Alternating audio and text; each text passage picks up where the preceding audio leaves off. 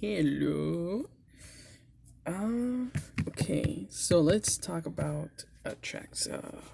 She is a green, white, blue, and black. Those are her colors. And she comes in as a 4/4 flying, vigilance, death touch, and lifelink at the beginning of your end step per flight.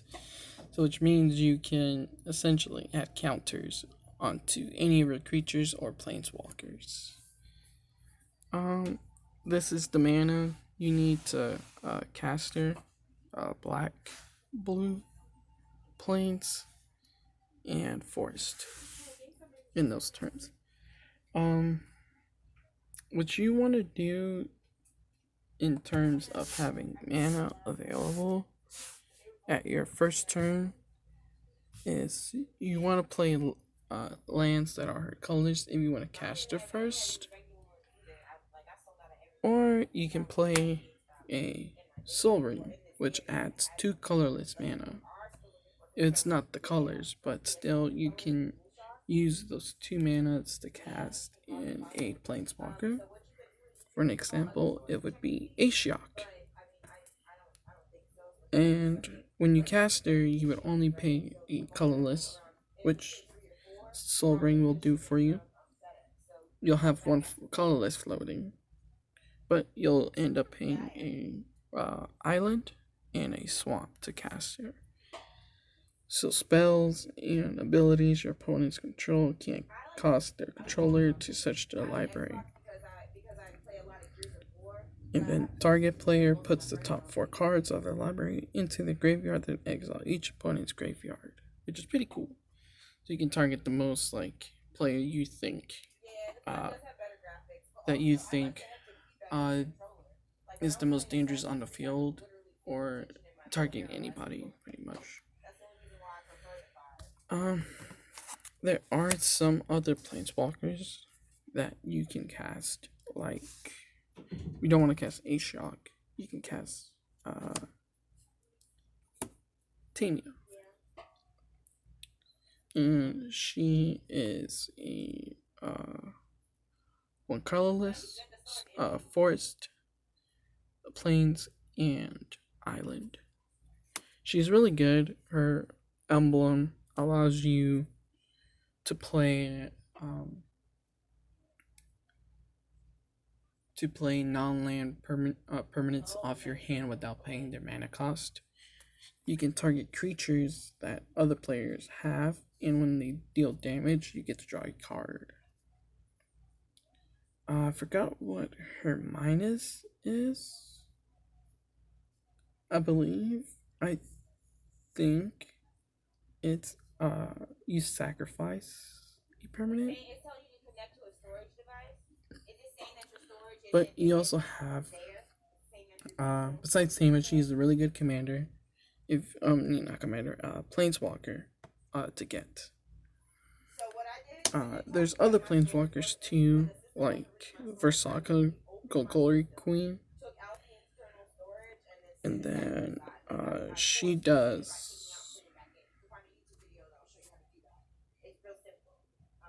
See if I can get this to focus. Is it gonna focus? Let's see.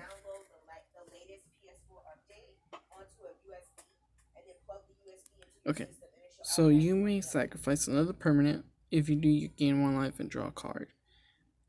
When I have mana, I always tend to sacrifice a land and stuff at that time, because I have a big board state with so much mana now. I really don't need it. I can play off my colorless at that point. Destroy target non-land permanent with converted mana cost 3 or less. So it would be anything like a Soul Ring will get eliminated. Rings of the Bright Earth, just 3 or less. Then her emblem. You get an emblem. Whenever a creature you control deals damage to a player, that player loses the game. It's really nasty if you can do stuff with it. So she cost a 2 colorless and a swamp and a forest. So it would be this one. Trying my best to. I do need to get a tripod, but she's a forest and a swamp. So you just tap those two to cast her. This is one of my most expensive decks that I have currently, and I'm proud of it because I built it by my own, and I made it mean because I wanted to make it mean. And considering that Atraxa is already mean, I wanted to abuse the meme in a sense. This is Old Nix's. He is 5 mana to cost, which is 3 colorless, a swamp and a swamp. Each opponent loses 1 life. You gain life equal to the life lost this way. So you have 3 opponents and you lose life. That way you gain 3 life. That's the +2. The -2 is putting 5/5 Black Demon creature token with flying onto the battlefield. You lose 2 life. And he's a really good Planeswalker, and one that I would recommend for Atraxa.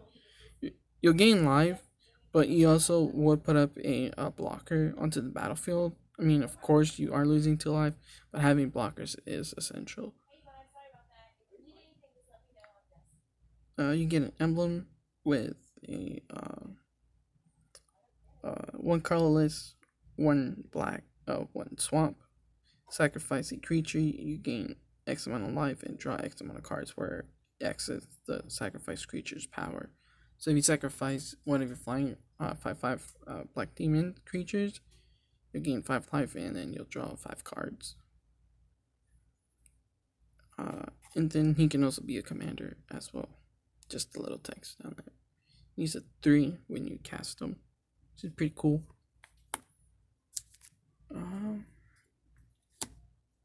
Of course, with like mana and stuff, you're open to like spells too. And with spells, you can play stuff like this that gives you more mana, like Dark Ritual, which adds 3 swamps to your mana pool. Or you can add instances too, but this one destroys it.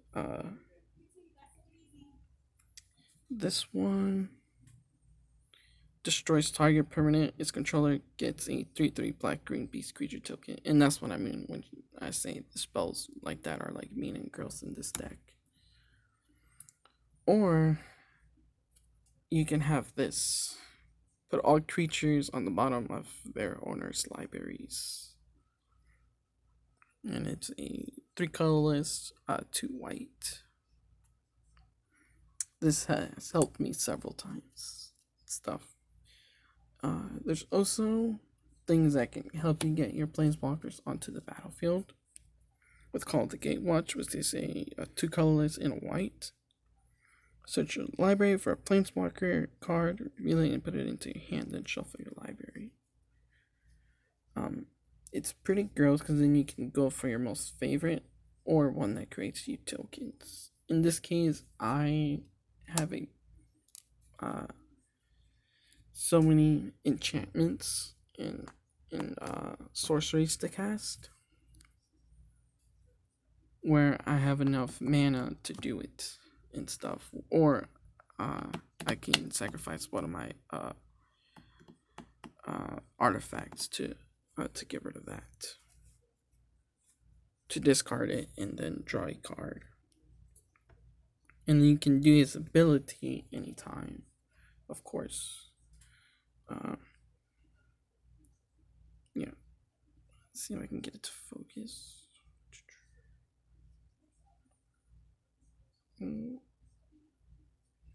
Well, says you may activate loyalty abilities of the Fairy Master of Time on any player's turn, anytime they could cast an instant. So you would draw a card, then discard a card, or target creature you don't control faces out.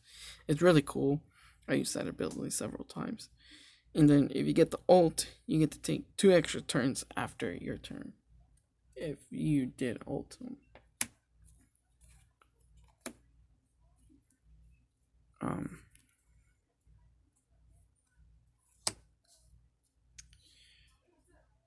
You do have stuff like important stuff. Of course, this is just mana. This is the Soul Ring.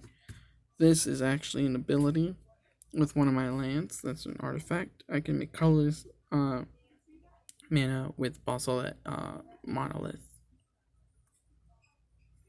This just says whenever you activate an ability, if it isn't a mana ability, you may pay 2. If you do copy that ability, you may choose a new target for the copy. That's something that helps too.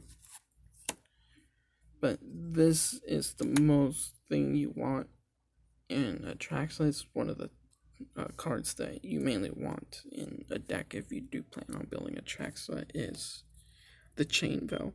The beginning of your end step, if you didn't activate a loyalty ability of a Planeswalker this turn, you lose a life. You can pay 4 mana, tap it for each Planeswalker you control. You may activate one of their abilities once this turn, as though none of its loyalty abilities have been activated this turn, which is really good. You can pay the 4 to do his ability again.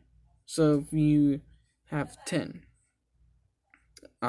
let's say it's not a lot of stuff on the field, but for an example, you can draw a card again, or you can face out a creature that's too big that you want to face out, pretty much, that an opponent controls. Another thing to have too that benefits Atraxa, and it's good to have in Atraxa, and I've used this a lot, is the Bullet Citadel. You may look at the top card of your library anytime. You may play the top card of your library. If you cast a spell this way, you pay life equal to its converted mana cost rather than pay its mana cost. If it's getting too crazy, you can sacrifice 10 all-in permanents. Each opponent loses 10 life. I never have done that. I never tapped it to do that.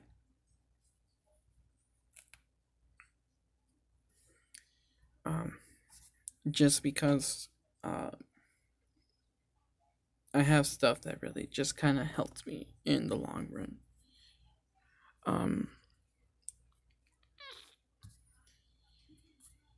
Besides like equipment stuff too, I will put the equipment stuff into it. Good equipment would be a lightning greaves, which is just two colorless. You can equip it to equip creature, has haste and shroud, it can't be targeted of spells or abilities, but you pay no mana to equip it onto it, which is really good. You can also use the Soul Ring to cast it too, if you don't want to use your mana. But I always use my mana to either cast for artifacts or to help me cast some of my Planeswalkers, legendary artifacts, legendary enchantments, and creatures. That's one. Another good equipment to have is one of the swords, although this one doesn't really help me, I would say. Equipped creature gets +2/+2 and has protection from black and red. Of course, black and red are like the most like I wouldn't say dangerous colors, but you'll see black and red in mostly every deck. Whenever a creature deals combat damage to a player, destroy up to target Planeswalker and up to 1 target artifact. Like I said, this sword doesn't really help me out. One that I need is protection from blue and red, or Sword of Fire and Ice, which is protection from blue and protection from white. So that's just one of the many equipments that you can do to get. Another good legendary artifact, and I'll put this with this just because it's not an equipment or something. It's not like an equipment that you can do.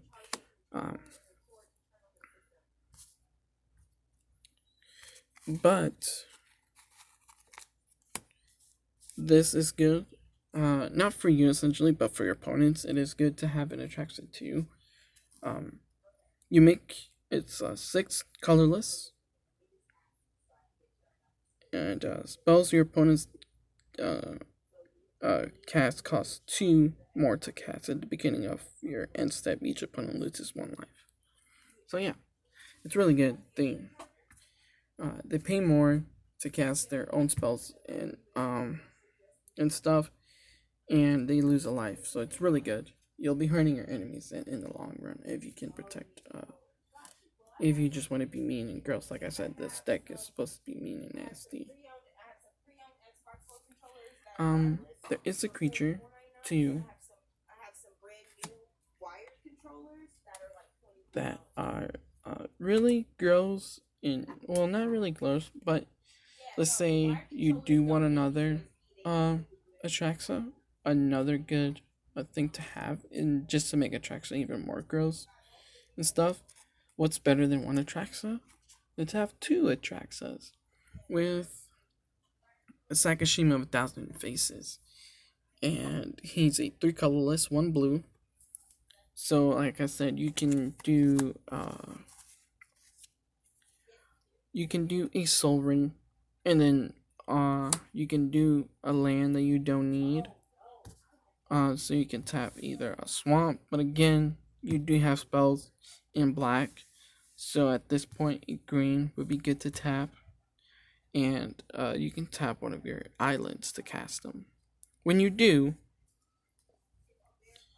you will make a copy of Atraxa, so you can target one of your creatures. At this point, it's really good to just target your commander. But you may have Sakashima of 1,000 Faces enter the battlefield as a copy of another creature you control, except it has Sakashima of 1,000 Faces other abilities. The legend rule doesn't apply to permanents you control. And you can also copy a partner if you have 2 commanders and you have a partner. So it's really good, and I really enjoy this deck a lot. You have Narset. She's really good. At this point, let me play. I'm gonna put you guys down for a bit.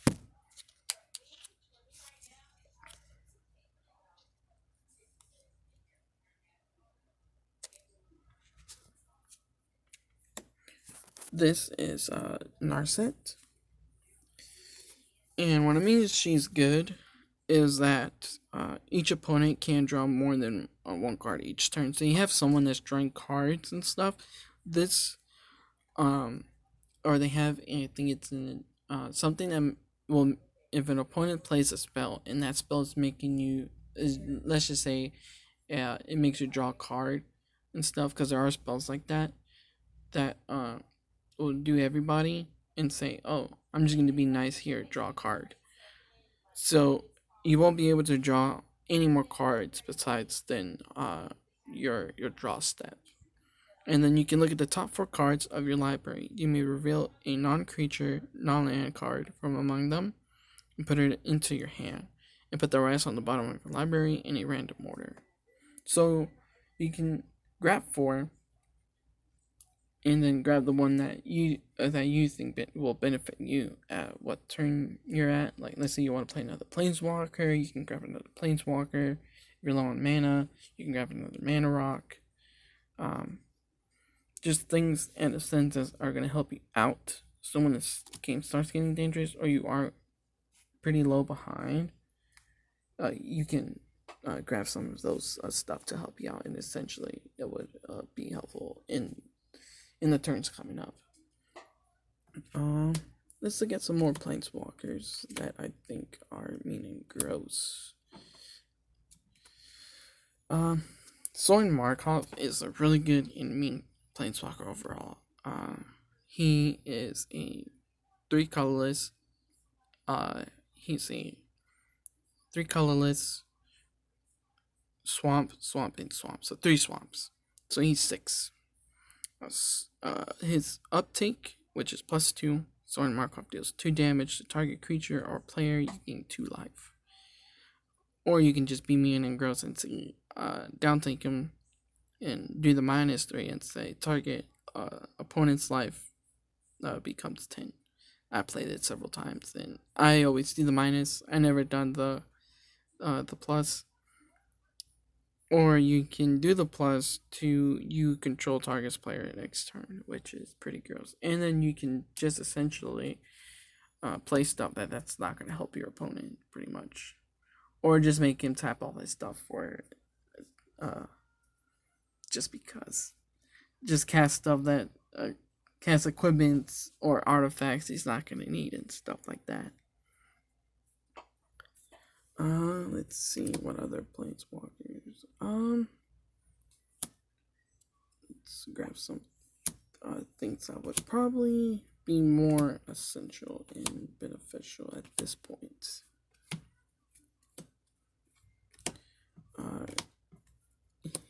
This Planeswalker,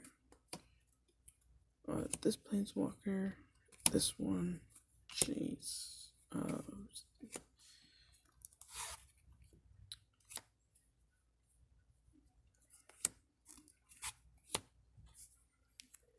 So it's another Sorin, but this Sorin he's not too mean, but he can get out of control if you don't take care of him in time when you're close to his uptake. He has 6, 4 colorless, plains, and a swamp. Reveal the top card of your library and put that card into your hand. Each opponent loses life equal to its converted mana cost.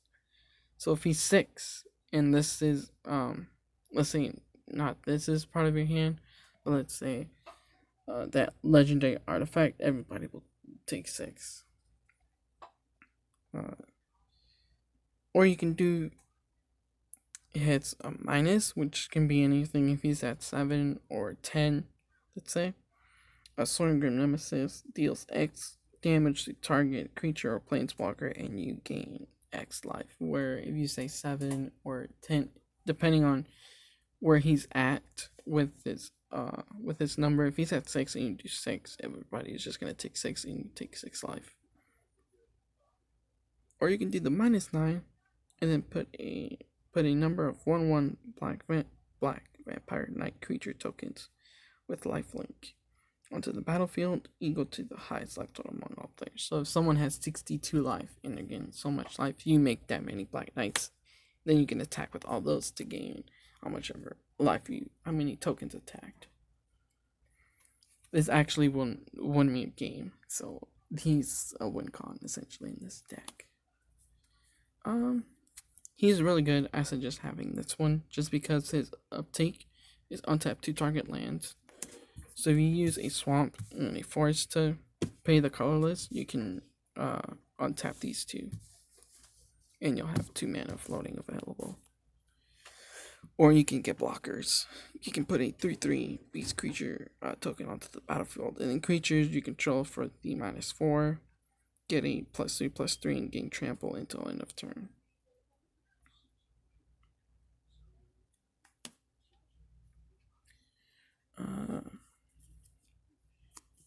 Chase is another good planeswalker. Wilder of Mysteries. He's a 1 colorless. Island, and island. So he's 4. If you draw a card while your library has no cards in it, you win the game instead. Target player. It's out of focus. Target player puts the top cards of their library into the graveyard and draw a card. That's the +1. The minus is draw 7 cards, and if your library has no cards in it, you win the game. So he's really gross to just mill 2 people for 2 cards and keep going essentially. So when you're drawing cards and stuff, a friendly Jace, he is just like friendly overall. He's not too mean, but you draw cards so you can essentially have no cards to mill, and then you can win the game when he says, "Hey, do you have 7 cards?" No, I do not. You win the game, pretty much.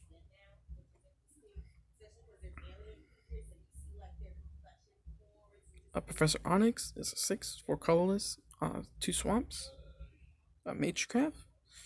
Whenever you cast or copy an instant or sorcery spell, each opponent loses 2 life and you gain 2. So, for example, a good sorcery would be, let's say you play a board wipe. You want to get rid of all the stuff that's on the battlefield for like creatures. You would gain 4 life off that spell that you played because it's a sorcery or instant, and then you gain 2 life. Um,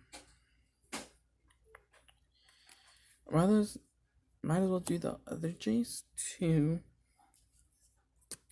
So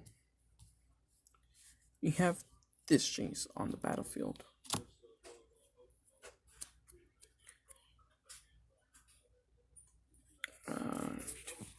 Sorry. We have this Jace on the battlefield. Let's see. Can we get it to focus?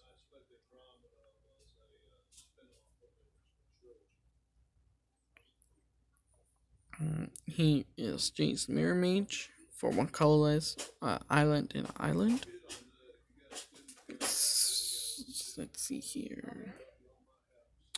A kicker to when Jace Mirror Mage enters the battlefield. If Jace was kicked, create a token that's a copy of Jace Mirror Mage, except it's not legendary and its starting loyalty is 1. You can scry 2, so scry, let's say that you have like a card, like 2 islands.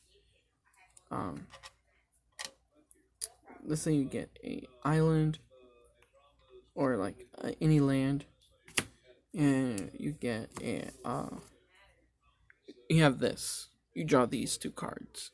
You can say, well, I don't need the land. Or let's say you do need the land. You can scry the Soul Ring, have this card be on top. So this will go back underneath your library, pretty much. Like, you'll just put it underneath your library. Then you'll keep this one on top because it's a card that you need. So if you do bring him out and stuff, and let's say, or you don't have enough to cast something, you can either put the land at the bottom and take the Soul Ring, or take the land and then put the Soul Ring at the bottom of your library. Or you can just say, I don't need them to. Let's just go ahead and put those 2 cards underneath my library, and we'll see what I draw next.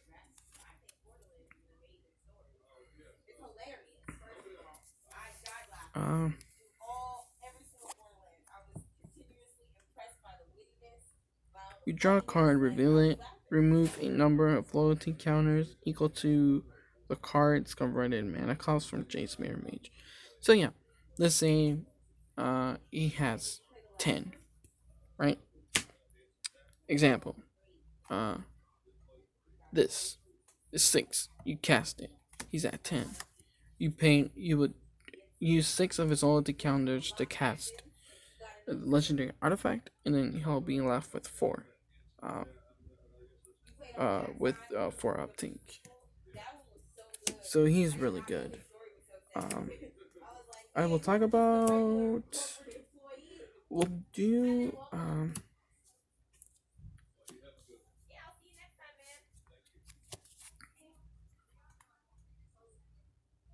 Creatures you control have vigilance. You gain 3 life plus 1. -2. You put a +1/+1 counter on each creature, and you control and a loyalty counter on each Planeswalker you control.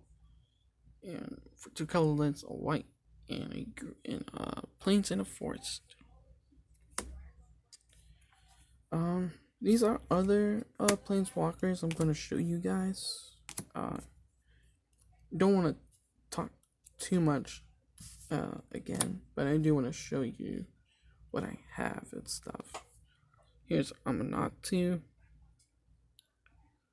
Devin, Hand of Control, and you can pause the video to read the cards in their text and what they do to you.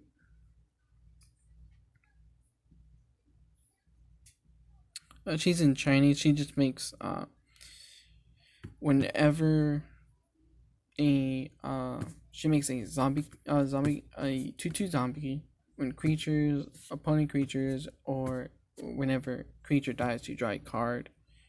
Pretty much, you will repeat the process with the -2, minus for everybody sacrifices a creature.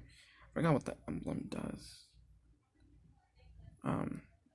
But it's not good. Like, it's good, but other opponents will say, "Oh, like that's gonna be bad for us, and that's not gonna be good."